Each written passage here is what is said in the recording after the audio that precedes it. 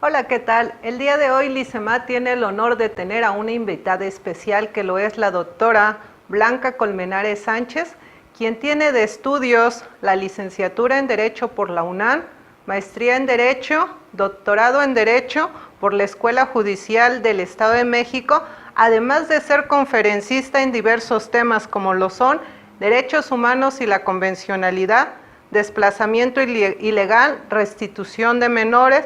También es autora del libro intitulado La restitución internacional de menores como crisis familiar y su tratamiento en México.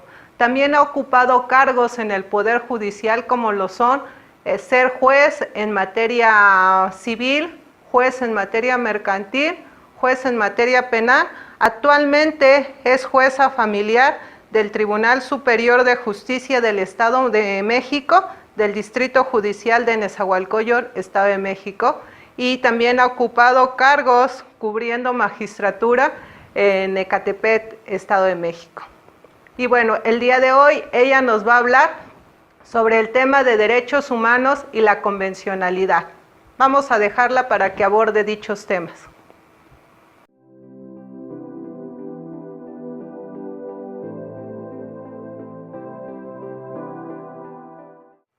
Muy buenas tardes, estudiosos del derecho, integrantes de la escuela y público en general. En esta tarde para mí es un honor en estos tiempos de profunda transformación cultural, política y social, abordar un tema de suma trascendencia porque el derecho se vuelve eje central, eje protagónico de todas las resoluciones y circunstancias que acontecen. Y dentro del derecho, el punto central de los derechos humanos y la convencionalidad. Pareciera ser que es un tema totalmente actual, sin embargo, hunde sus raíces precisamente en la historia misma del hombre, en su desarrollo político, en su desarrollo como Estado y como ser integrante de una sociedad.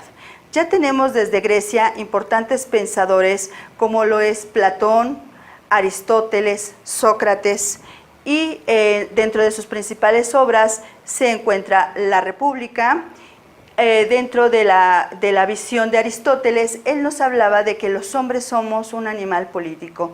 Esto quiere decir, ¿quién puede calificar nuestra conducta de que si somos buenas o malas personas, agradables o desagradables, si tenemos valores o principios, sino otra persona que pueda calificar la humanidad o distinguir la humanidad? Por ello es de que debemos vivir en sociedad. También en Roma, importantes pensadores, como lo fue Cicerón, hablaba de una ley repartida entre todos los hombres. Así se consagra lo que es el derecho natural, que es la perfecta racionalidad de la norma desde la perspectiva del doctor Virgilio Ruiz. El derecho natural, sin embargo, en el acontecer histórico sufre una convulsión por algunos hechos como fueron el abuso de las monarquías, el descubrimiento de América y problemas religiosos. O hay castas, hay diferencias, hay religiones más importantes unas que las otras. Bueno, todas estas situaciones fueron las que propulsaron el pensamiento del hombre a lo que conocemos como el justnaturalismo. En el justnaturalismo, la explicación del por qué nos encontramos en sociedad, en política o en Estado, fue dada a través de diversos pensadores. Dentro de los más importantes tenemos a Thomas Hobbes con su obra El Leviatán. Él considera que nosotros debemos dar un poco de nuestra libertad al Estado para que a la vez el Estado nos dé su protección en cuanto a los derechos que nos tiene que reconocer como pertenecientes a un Estado. John Locke también habla en su obra sobre Tratado sobre el Gobierno de este contrato, pero él lo enfoca desde una voluntad, desde la voluntad de los hombres libres de consensarse, de unirse en sociedad.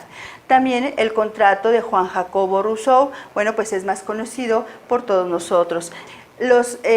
Estas evoluciones no fueron ajenas también a otros acontecimientos que surgieron en la vida del hombre, como fueron las revoluciones. Dentro de las más importantes es la francesa, la americana, la rusa.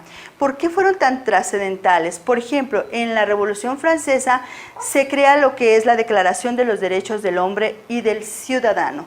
Aquí se busca legitimar la ley y esta revolución data de 1789. O sea, quiere decir que esto no es tan reciente. Ya se hablaba de esa posibilidad de que todos de alguna forma somos iguales. En su artículo 16 inclusive se decía que una sociedad en la que no esté establecida la garantía de los derechos ni determinada la separación de los poderes carece de constitución. Por ello la Constitución se consagra en algo de valores, de principios, como en la actualidad se visualiza. Es muy importante, quiero compartir con ustedes también sobre la Revolución Americana de 1776, esta declaración de los pueblos de Virginia. ¿Por qué? Porque dentro de los principios cuando se nace nuestro país del norte estaba que se proclamaba que todas las personas tienen derechos naturales que les son inherentes, circunstancia que debe ser muy reflexionada por nuestro país del norte en la actualidad sobre cuáles eran los principios sobre los que se basó su integración y que bueno, tenemos ahora algunos hechos que sería interesante replantear con sus antecedentes. Dentro de estas revoluciones lo que se logró fue el establecimiento del Estado moderno que hablaba sobre la división de los poderes y sin embargo dentro de esta identificación del derecho con la ley también se dieron circunstancias muy contrarias que convulsionan el pensamiento del hombre en el derecho, como son el acto de la Primera y de la Segunda Guerra Mundial. Esto hace conciencia en el pensamiento del hombre que no siempre lo que nos dice un código debe ser aplicado de manera literal, porque ello nos puede llevar a cometer actos de lesa humanidad. No porque un código diga, a lo mejor una persona de tal raza debe ser eliminada, nosotros tengamos que simple y sencillamente llevarlo a la práctica porque así lo dice un código, una ley, sino que nosotros debemos entonces pensar y razonar cuál es el espíritu del derecho o para qué está el derecho, para que el derecho sirva a los hombres o los hombres al derecho. Así evolucionamos a lo que se llama el Estado democrático. El Estado democrático es aquel en donde se encuentran ya observados diferentes valores, principios y sobre todo los intereses en igualdad de condiciones para todos, o sea, una integridad, no una discriminación. Es el apogeo de lo que conocemos como los derechos humanos. Los derechos humanos, vamos a citar a Enrique Pérez Luño, podemos conceptualizarlos como el conjunto de facultades e instituciones que en cada momento histórico concretan las exigencias de la dignidad, la libertad y la igualdad humana, las cuales deben ser reconocidas positivamente por los ordenamientos jurídicos a nivel nacional e internacional. De la misma forma, son mínimos éticos requeridos para vivir en sociedad, como también nos lo expresa el doctor Virgilio Ruiz. Los derechos humanos se pueden clasificar en generaciones, primera, segunda, tercera y en la actualidad hasta cuarta. La primera son derechos civiles, segunda económicos, sociales, culturales, la tercera generación son los derechos de los pueblos o de solidaridad. Es importante observar que dentro de los derechos humanos también hablamos de los derechos fundamentales. Los derechos fundamentales, los derechos humanos aspiran a ser derechos fundamentales porque ya una vez concretados en un ordenamiento jurídico pueden accesar a una protección, a una garantía estatal. Y no solamente los que están estatuidos, sino los que se derivan argumentativamente. Dentro de los principales tratados de los que México forma parte o que tenemos a nivel internacional sobre la materia de derechos humanos, pues está la Convención Americana sobre los Derechos Humanos, la declaración que veíamos en la diapositiva anterior, y bueno, esto conlleva a observar que nos encontramos en un mundo de globalización, en el cual es esta intensificación de las relaciones sociales y personales a un nivel que ya no es solamente la solución que nos dé un Estado, sino tenemos que observar un derecho internacional porque los problemas atraviesan las fronteras.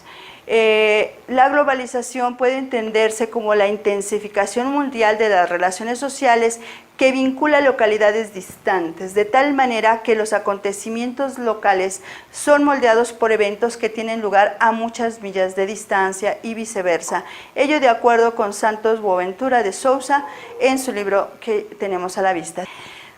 Hay que observar o debemos observar que en esta globalización la arquitectura de México fue moldeada por varios acontecimientos.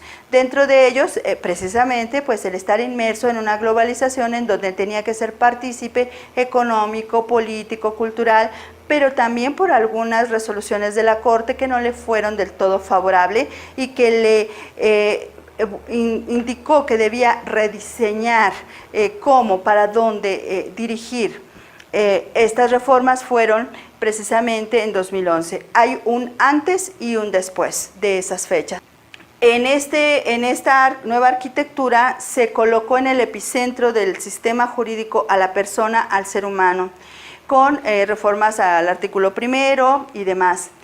En este sentido, no se hizo una diferenciación en el artículo 133 sobre si los tratados estaban encima de la Constitución o de las leyes generales, porque no se trata de un problema de jerarquía, se trata de un problema de observar cuál es la norma que mejor protege los derechos humanos. Esto es el parámetro de control de regularidad constitucional, que se compone de todas las normas de derechos humanos, ya sea que tengan su vigencia a través de los propios derechos de la Constitución o que sean incluidos a través de los tratados internacionales de los que México forma parte, una vez que se han aprobado todos aquellos requisitos físicos o materiales o formales que se requieren para que México quede vinculado a un tratado.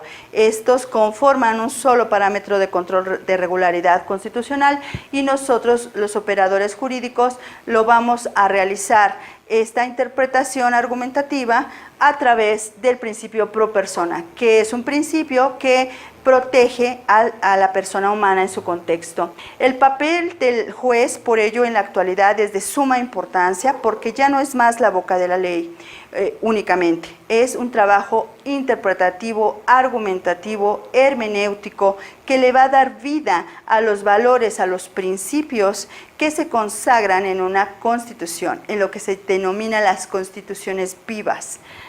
Por ello tampoco podemos ser ajenos a lo que es el control de convencionalidad, porque una de las ramas que está formando parte de nuestros derechos humanos en el parámetro de control de regularidad constitucional tiene su fuente en tratados internacionales. Por eso también debemos ser muy afines al conocimiento del control de convencionalidad. En este sentido, el control de convencionalidad, precisamente este mecanismo que lo realiza en forma primordial, pues la Corte, en una forma concentrada, también en una forma concentrada nuestras autoridades federales y de una forma difusa que no se tenía antes de las reformas de 2011, los jueces comunes. Dentro de estos parámetros es importante considerar las siguientes tesis que en este momento ilustramos con la finalidad de que quien tenga interés profundice sobre los temas, las diferenciaciones, sobre los aspectos de constitucionalidad y convencionalidad, sobre la obligatoriedad de estas resoluciones para inclusive las autoridades federales de nuestro país. Todos estos temas los pueden ustedes consultar en el IUS de la Suprema Corte de Justicia. En este control de convencionalidad, como ya lo hemos establecido, puede ser concentrado o difuso, depende de quién haga la función. Los efectos fundamentales es cumplir, hacer cumplir, que sea un efecto útil estos compromisos internacionales y que no se puede alegar nuestro derecho interno para alegar un incumplimiento, de acuerdo al artículo 26 y 27 de la Convención de Viena sobre los derechos de los tratados y sobre que los tratados deben ser cumplidos de buena fe. Los elementos centrales entonces del control es que existe una obligación a hacer ese ejercicio hermenéutico y también tomar en cuenta la jurisprudencia que emite la Corte. Las obligaciones de los estados es observar, aplicar, no ir en contra del contenido de los tratados, hacer efectivos esos derechos y libertades y observar la jurisprudencia. Las obligaciones también es, por lo tanto, investigar las violaciones a derechos humanos, sancionar las violaciones y reparar las violaciones de derechos humanos. ¿Qué medidas podemos adoptar según Samir Andrés Fajardo? Supresión de aquellas normas que no nos permitan cumplir con nuestros compromisos internacionales y expedir normas que sí nos permitan cumplir con nuestros compromisos internacionales.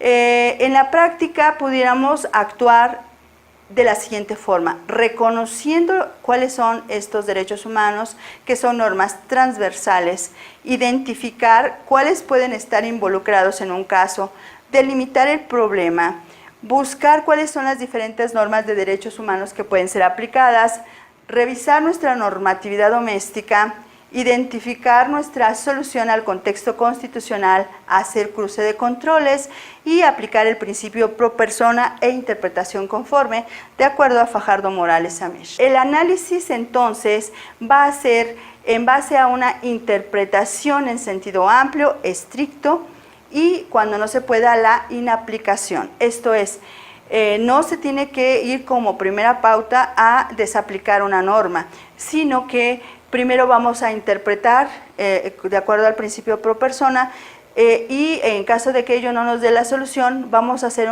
una interpretación en sentido estricto, que es elegir la norma que mejor proteja y si ninguna de estas dos áreas nos funciona, entonces tendríamos que desaplicar, pero lo primero es armonizar. Estos datos los podemos consultar en esta tesis que tiene registro 255115 y tiene por título Control de constitucionalidad y convencionalidad ex oficio. Su ejercicio no necesariamente lleva a la inaplicación de una norma y puede ser consultado en el ius de la Suprema Corte. Es importante recapitular también algunos de los principales antecedentes de la Corte que dieron esa nueva arquitectura al mundo para entender el derecho de una manera diferente, en donde se coloque a la persona en el epicentro de los sistemas jurídicos. En estos antecedentes tenemos el caso de Mirna Makshan contra Guatemala, es una resolución de 2003, en donde se observó circunstancias relacionadas con el Estado de Guatemala sobre la Convención Americana sobre los Derechos Humanos, en derecho de la vida, integridad de la persona, garantías judiciales, protección judicial y bueno, esta persona fue asesinada por agentes militares y hubo una resolución que le dio ciertas pautas a Guatemala al efecto. Otro caso muy interesante y de gran sensibilidad de análisis para todos los estudiosos en la actualidad del derecho de constitucionalidad y convencionalidad lo es el caso Almonacid Arellano contra Chile, porque ahí toca una circunstancia relacionada con un régimen militar y en donde se analiza una ley de amnistía, lo cual es un tema de gran importancia en la actualidad en nuestro México.